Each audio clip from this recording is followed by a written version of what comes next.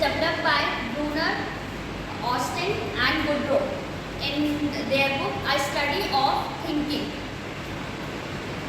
The concept attainment model is a indirect instructional strategy that is adapted by the teacher to explain some concept to the student. Here the word that is mentioned is concept. Concept means formulation of any group or category that has some common attributes or quality. There are various types of concept like concrete and abstract. Concrete में अगर हम बात करेंगे तो जैसे books की बात कर रहे हैं कि वॉइड एक शेप है, और एब्स्ट्रैक्ट में अगर हम बात कर रहे हैं तो इंटेलिजेंस जिसे हम मेजर नहीं कर सकते हैं, इसे सिर्फ एक टर्म के थ्रू डिस्क्राइब किया जा सकता है। उसके ये क्वालिटेटिव टर्म है, ना कि क्वांटिटेटिव, जिसे हम मेजर नहीं कर पाएंगे। सेकेंड टाइप है, अगर हम बात करें तो प्राइमरी और सेकेंडरी। प्राइमरी है कि जो किसी के ऊपर डिपेंड नहीं होते कॉन्सेप्ट, लाइक वो अपने में ही कंप्लीट होते हैं। अगर हम ट्री की बात कर रहे हैं तो ट्री किसी पे डिपेंड नहीं है। अगर उसी के अंदर हम फ्रूट्स की बात करें तो fruits are depend on the part, that is it is a part of the tree, तो वो एक सेकेंडरी हो जाएगा। And third type of the concept is structured and unstructured. As the definition shows, the concept attainment model is a teaching method where students inductively arrive at the definition of a concept by examining and comparing examples and non-examples. अगर इनको simpler terms में समझाया जाए तो एक हम concept देते हैं, जैसे अगर फॉर एग्जाम्पल बात की जाए, टीचर ने कॉन्सेप्ट समझाना है equal to 10 in the subject of math, तो अगर वो कुछ एग्जाम्पल्स और नॉन एग्जाम्पल्स को प्रेजेंट करेगा। एग्जाम्पल्स में पॉजिटिव एग्जाम्पल्स में वो अगर प्रेजेंट करेगा लाइक 5 + 5, तो उसका आंसर क्या आएगा 10। और वही वो निगेटिव एग्जाम्पल्स में प्रेजेंट करेगा 7 - 4, तो it is not equal to 10। तो ये जब बच्चा कंपेयर करेगा एग्जाम्पल और नॉन एग्जाम्पल्स के बीच में, तब वो ईजिली कॉन्सेप्ट की तरफ अटेंड करने की तरफ बढ़ेगा। वो कॉन्सेप्ट को समझ रहा होगा कि अब हमारे क्लास में कौन सा कॉन्सेप्ट इंट्रोड्यूस होने वाला है। तो इसके जो की कैरेक्टरिस्टिक्स हैं वो है concept identification, hypothesis testing, data analysis, emphasis, active learning. जैसे मैं बता रही हूँ कि बच्चा जब कंपेयर करेगा नॉन एग्जाम्पल्स और एग्जाम्पल्स को, तो वो एक्टिवली पार्टिसिपेट कर रहा है उस लर्निंग प्रोसेस में, तो ये एक्टिव लर्निंग को एम्फसाइज करता है और इन स्टूडेंट्स की क्रिटिकल थिंकिंग एबिलिटी को प्रमोट करता है। Stages of concept attainment model. First stage है प्रेजेंटेशन ऑफ द डेटा, जिसमें कि टीचर जो है वो बच्चों के सामने कुछ एग्जाम्पल्स और नॉन एग्जाम्पल्स प्रेजेंट करता है, ताकि जो टारगेट कॉन्सेप्ट है, जो कॉन्सेप्ट को समझाना चाहता है, उस पर वो पहुँच सके। सेकेंड स्टेज है हमारी हाइपोथेसिस फॉर्मेशन। जब बच्चा एग्जाम्पल्स और नॉन एग्जाम्पल्स को समझने लगता है, तब वो अपने दिमाग में एक कॉन्सेप्ट को क्रिएट करता है। और थर्ड स्टेज है हमारी टेस्टिंग हाइपोथेसिस। जब स्टूडेंट ईजिली समझ जाएगा कि हमारा कॉन्सेप्ट एक्चुअल में क्या है, तो जो वो एग्जाम्पल्स और नॉन एग्जाम्पल है उसमें कुछ और ऐड करेगा और उस कॉन्सेप्ट की क्लियरिटी को समझेगा। Role of the teacher in concept attainment model. First है रोल है टीचर का फैसिलिटेटर, एज वो स्टूडेंट्स को गाइड करेगा, क्योंकि सबसे पहले ही टीचर ही बच्चों को कुछ एग्जाम्पल्स और नॉन एग्जाम्पल्स प्रेजेंट करेगा, ताकि वो जो कॉन्सेप्ट है वो ईजिली समझ पाए। सेकेंड है प्रोवाइडर ऑफ एग्जाम्पल्स। वो कुछ जैसे मैंने बता रही हूँ कि इक्वल टू 10 है, मैथ्स में वो कॉन्सेप्ट समझ में जाता है, तो वो कुछ एग्जाम्पल्स जो इक्वल टू 10 होंगे, लाइक 5 + 5, 2 × 5, तो जो इक्वल टू 10 होगा, और कुछ नॉन एग्जाम्पल जो इक्वल टू 10 नहीं होंगे, like 7 - 4 = 3, it is does not equal to 10। तो जब बच्चा इस एग्जाम्पल और नॉन एग्जाम्पल को कंपेयर करेगा, तब वो ईजिली उस कॉन्सेप्ट को समझ पाएगा। और थर्ड है इवैल्यूएटर, है assist student understanding by monitoring their hypothesis, testing and providing feedback.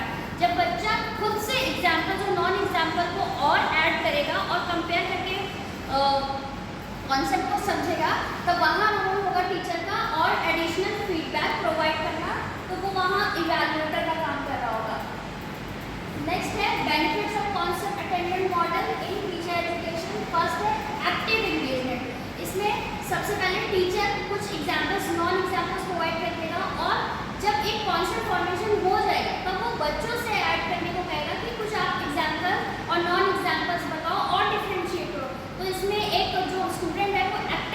Participant है, ना कि पैसिव लर्नर है खाली।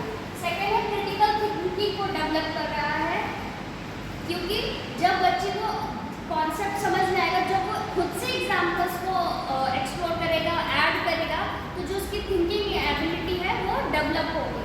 और थर्ड है transferable skill. The skill acquired through the concept attainment model can be applied to various teaching context. Like ये सिर्फ हम मैथ्स की नहीं, इसे हम सोशल साइंस में, हिंदी में, मतलब हर सब्जेक्ट में अप्लाई कर सकते हैं, क्योंकि जहाँ हम एग्जाम्पल्स का यूज़ हम हर सब्जेक्ट में करते हैं।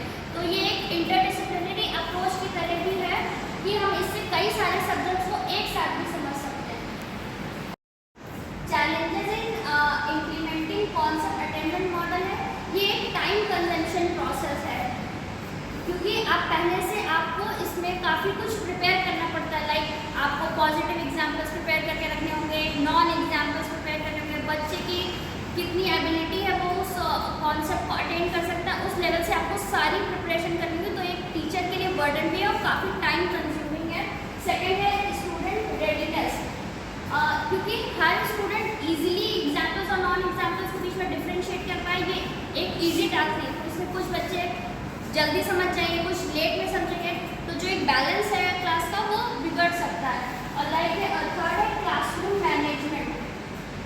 इसमें maintaining engagement and on task behaviour during hypothesis testing phase can be challenging for teachers, क्योंकि अब इसमें वही चीज़ बार बार रिपीट हो रही है कि आप कैसे डिफ्रेंशिएट कर पाएंगे और सारे बच्चों के बीच में कैसे एक मैनेजमेंट क्रिएट कर पाएंगे, लाइक सबको समझ में आ जाए, सब अपने आप उसमें कुछ ऐड करें, लाइक कुछ पॉजिटिव बताएं, कुछ निगेटिव एग्जाम्पल्स बताएं और कंपेयर करके उस कॉन्सेप्ट तक पहुंच सकें। एग्जाम्पल्स की बात करें कॉन्सेप्ट अटेन्मेंट मॉडल में, तो सबसे पहले है कॉन्सेप्ट इफेक्टिव क्वेश्चनिंग टेक्निक, जिसमें सबसे पहले जो टीचर है वो कुछ एग्जाम्पल्स और नॉन एग्जाम्पल्स स्टूडेंट्स के सामने प्रेजेंट करेगा। इसे ही हम येस और नो की कैटेगरी में भी रखते हैं। नेक्स्ट है हाइपोथेसिस फॉर्मेशन, जब स्टूडेंट ईजिली एग्जाम्पल्स और नॉन एग्जाम्पल्स के बीच में डिफ्रेंशिएट करेगा तो वो उस कॉन्सेप्ट की ओर बढ़ेगा, और उसी कॉन्सेप्ट के लिए कुछ हाइपोथेसिस अपने दिमाग में फॉर्म कर रहा होगा, और इससे उसकी जो क्रिटिकल एबिलिटी है वो भी डेवलप होगी।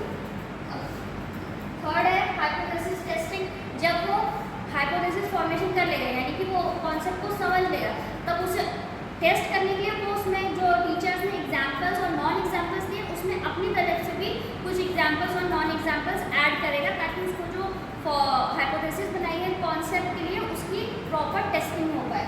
और लास्ट में है उसको कॉन्सेप्ट अटेनमेंट, जब वो क्लियरिटी इन सब चीज़ों की समझ जाएगा तो वो जो रियल कॉन्सेप्ट है जो हम टीचर क्लास में इंट्रोड्यूस करना चाहता है वो उसे समझ जाएगा, और टीचर एट लास्ट उसे इंट्रोड्यूस भी कर देगा, और जिससे बाद में बच्चे जो हैं उस पर और अपने एग्जाम्पल्स नॉन एग्जाम्पल्स सब ऐड करके वो एक पूरा कॉन्सेप्ट आराम से समझ जाएगा। In the conclusion we can say that the concept attainment model is a powerful teaching strategy, जिसमें जो बच्चे हैं उनका क्रिटिकल थिंकिंग प्रोसेस डेवलप होता है, क्योंकि सिर्फ टीचर एक कॉन्सेप्ट को इंट्रोड्यूस करने के लिए सबसे पहले एग्जाम्पल्स देता है, तो यहाँ पे बच्चा खुद उसमें ऐड करके कोशिश करता है समझने की एक्चुअल कॉन्सेप्ट है क्या, इसीलिए उसकी ट्रांसफर स्किल्स भी डेवलप होती हैं। क्लासरूम मैनेजमेंट होता है, क्लास में सबको एक्टिव लर्निंग का मौका मिलता है, ये पैसिव लर्निंग से बिल्कुल भी रिलेट नहीं है, और it's not a burdensome on only the teacher, क्योंकि इसमें सब पार्टिसिपेट कर रहे हैं। तो in the last the concept attainment model is good for the teaching learning process.